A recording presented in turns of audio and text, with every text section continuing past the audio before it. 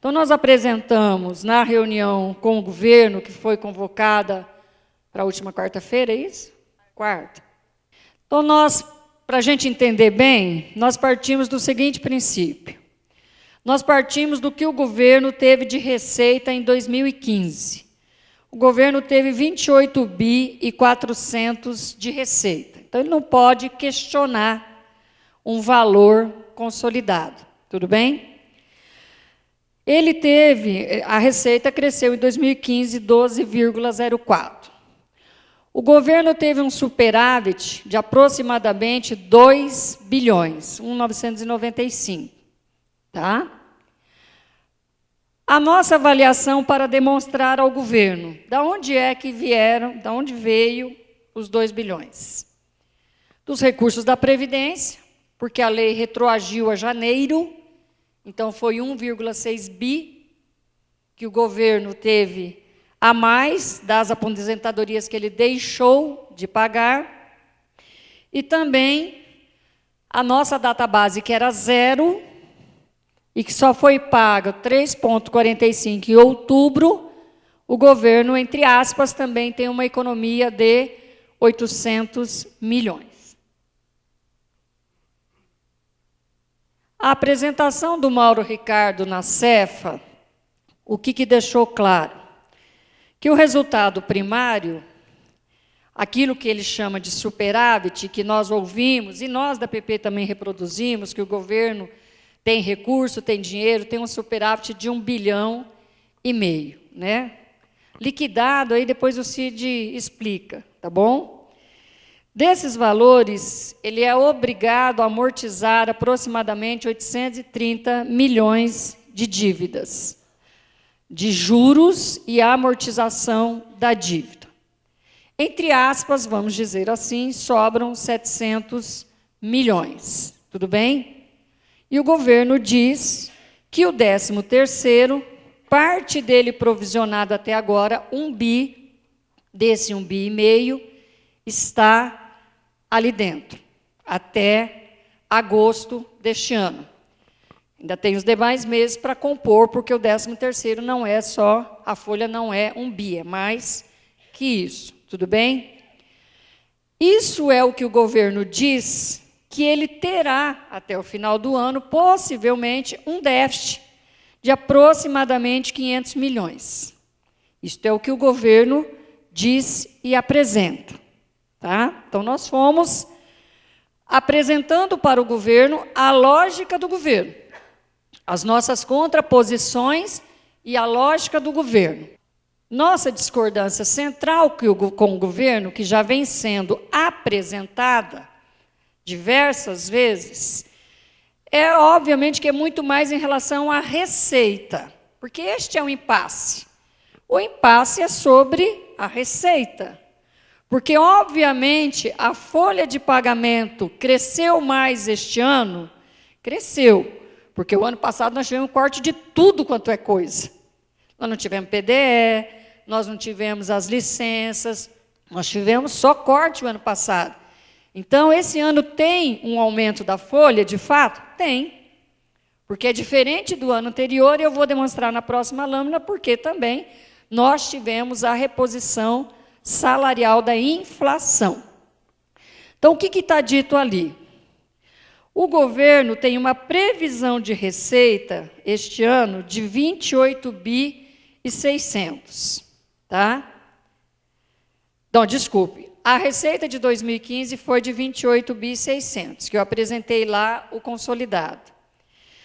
A Cefa, a Secretaria da Fazenda, tem uma previsão. Na nossa avaliação, aqui é o erro e parte de todo o impasse que nós temos com o governo, quando eles apresentam que a receita crescerá este ano 4%. O que significa uma previsão sobre a de 2015, a receita iria para 29 bilhões e 700. Qual a diferença que o Fórum das Entidades Sindicais faz? E o Cid é, obviamente, quem coordena esses estudos.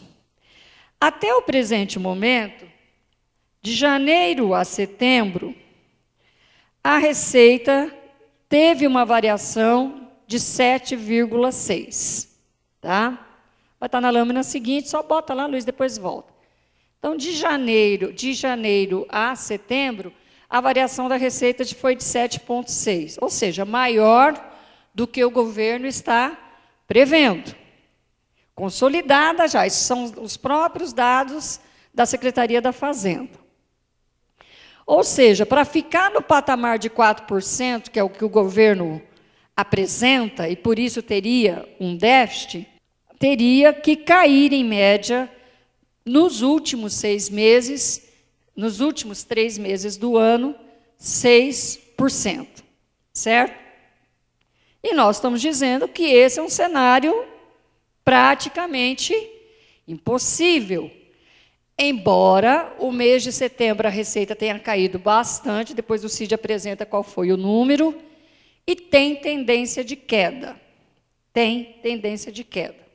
A perspectiva que o Fórum apresenta é de que, se crescer 6%, nós teremos 30 bilhões 368, que significa 582 milhões a mais de recursos. Se crescer 7, 859 milhões a mais. Se crescer 8, que é a menor das expectativas hoje, 1 bilhão e 100. Tá? Então, apresentamos a nossa discordância ao governo. Aí vem o problema do impasse grande. O governo diz o seguinte: tudo bem, vocês acham isso, nós achamos aquilo. Essa pendência só vai se resolver no dia 31 de dezembro deste ano. Nós não temos, nem nós, nem o governo, de dizer um na cara do outro quem é que está certo ou não está, até o momento. Isso só se consolida no dia 31 de dezembro. Muito bem, vamos pegar o problema que o governo joga nas nossas costas, tá? Aquilo que ele chama de despesa com pessoal, que é a folha de pagamento de todos os servidores públicos do Estado. A folha em 2015 foi de 15 bi e 900, quase 16, do ano.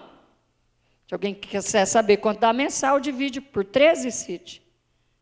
Ele flexibiliza por 12, né? Isso. Mas isso é para saber.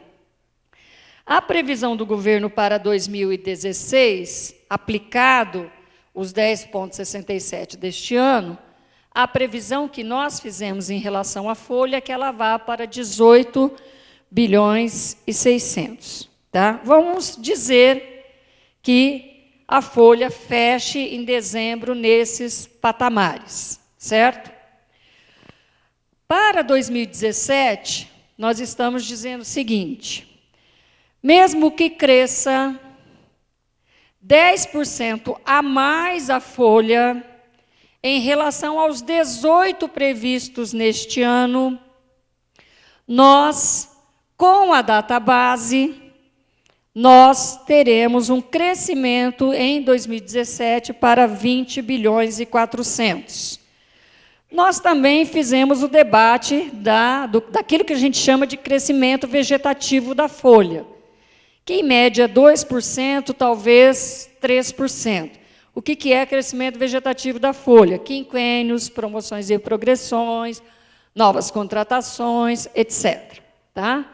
Que poderia chegar a 20 bilhões 874 aí. Então, esse foi, né? O Romanelli chegou a questionar o nosso primeiro número lá de 2015. Não é esse o valor que o Mauro Ricardo fala.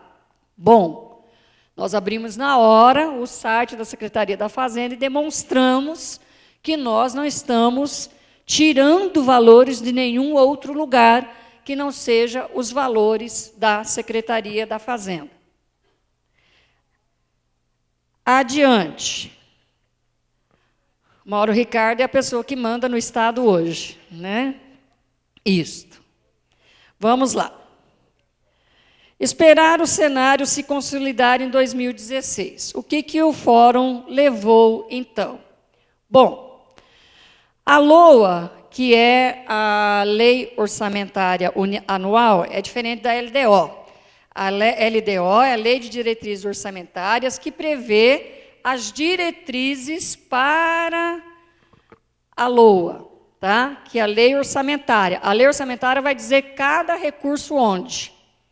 Ela também já está na Assembleia Legislativa, porque ela tem prazo de apresentação, que foi 30 de dezembro. E nós pretendemos ainda fazer uma audiência pública, né, Lemos, sobre os recursos orçamentários para o ano que vem. Muito bem. Lá na LOA, para 2017, você tem um recurso especificado de 1.400.000.000, segundo o governo, para pagamento de promoções e progressões. Isto é o resultado do artigo 33 da mensagem 43. A mensagem 43, ela diz isso aqui, ó. 1.400.000.000 para 2017 é para pagamento de promoções e progressões. Segundo o governo, né, não está dizendo que não vai pagar a database, mas também não está dizendo que vai pagar. E se só está colocando os valores na LOA da promoção e progressão, não está colocando o reajuste.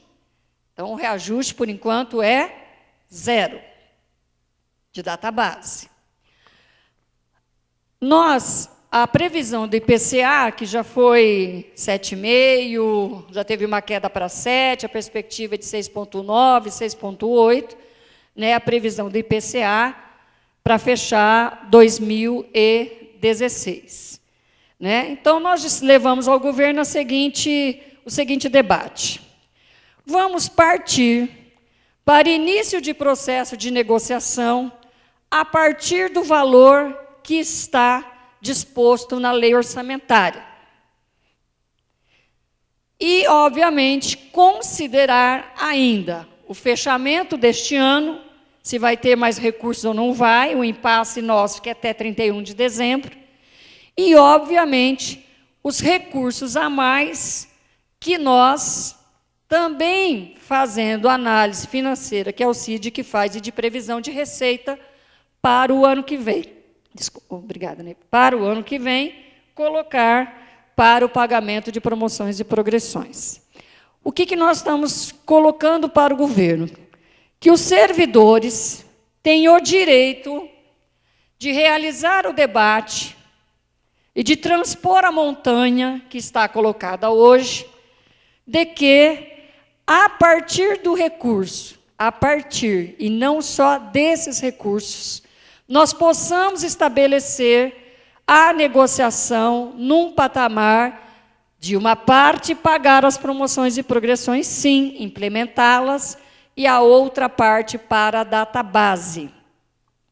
E com o crescimento da receita e com os valores adicionais que nós apostamos, como diz o Celso, nos nossos números e no CID, nós vamos ter para dar continuidade ao processo de negociação. Próxima lâmina. Ainda a lei prevê, em 2017, o 1%, lembram-se? Que era a inflação mais 1%. 1% continua na negociação. A previsão de inflação de janeiro a abril, porque nós tínhamos a database em janeiro e a database em abril, ela pode ou não ficar em 2%, daí até lá já é mais difícil de fazer esse prognóstico. E ainda haveria uma perda de massa salarial de janeiro a maio, em não sendo a database total em janeiro, em não sendo, de aproximadamente 7% de um salário. Deixa eu explicar, onde eu tive que ver se está certinho, Cid, a explicação. Cid Cordeiro, ver se está certinho a explicação. Se a pessoa ganha R$1.000, ela terá uma perda de janeiro a maio, para a continuidade do debate da database ou não, de R$70. É isso. Porque, senão, a impressão que fica não é que vai perder R$70 todo mês. E não é que é 7% sobre todo o meu salário. Não. É 7% da massa salarial de um salário. Cada um. Tudo bem? Eu dei o exemplo de 1.000, que é mais fácil da gente fazer, até porque eu não sei fazer todas as outras contas. Então, vamos lá. Né? E continuação da negociação das promoções e progressões. Por fim, acredito que é a última, Luiz. O auxílio transporte e o mínimo regional. Nós fizemos um debate intenso, para não dizer vergonhoso, por parte do governo, né? Até a Anaceli se levantou na mesa, neste momento, defendendo peremptoriamente esses valores, né? O auxílio transporte, vergonha alheia, né? O auxílio transporte, que hoje é de R$131, para passar para R$154, tem um custo adicional mês de 238 mil. Nós colocamos a implantação de outubro a dezembro, daria 718 mil. Estou falando 1.000. Tudo bem que para nós é bastante, mas para o governo isso aqui não é nada. Os atrasados de 2016 dariam 2.200.000. A diferença do mínimo regional, que é para quem recebe, né, Nádia? Porque a Nádia responde dia e noite, aí seria de R$116. O custo para 10.000 pessoas seria de 1.160.000 por mês. De outubro a dezembro daria 3.400.000 e o atrasado em torno de 10 milhões. Nós fizemos lá um amplo debate de vários cenários e aquilo que o Lemos disse, o secretário da Casa Civil, Valdir Russoni, saiu algumas vezes da mesa de negociação para consultar o governador e para consultar ali o seu pessoal, para, então, abrir o processo de negociação a partir destes parâmetros, e, a partir desses parâmetros, a gente iniciar um debate mais prolongado. Até quando? Eu tenho dito na imprensa que nós somos os maiores interessados em realizar o debate o mais rápido possível, estabelecer parâmetros, né, e sair desse impasse. Concluindo, uma coisa nós temos certeza. Mesmo a dificuldade do ano passado, da greve de 2015, que muitos de nós teve um desacerto total com a proposta de database, que era 3,5 e 10,67, nós partimos do princípio de zeramento da inflação. Por quê? Porque zeramento da inflação significa não perder para o futuro. Porque inflação significa todos e todas. E não significou, nesta proposta e neste primeiro debate, ou isto ou aquilo. Significou isto e aquilo.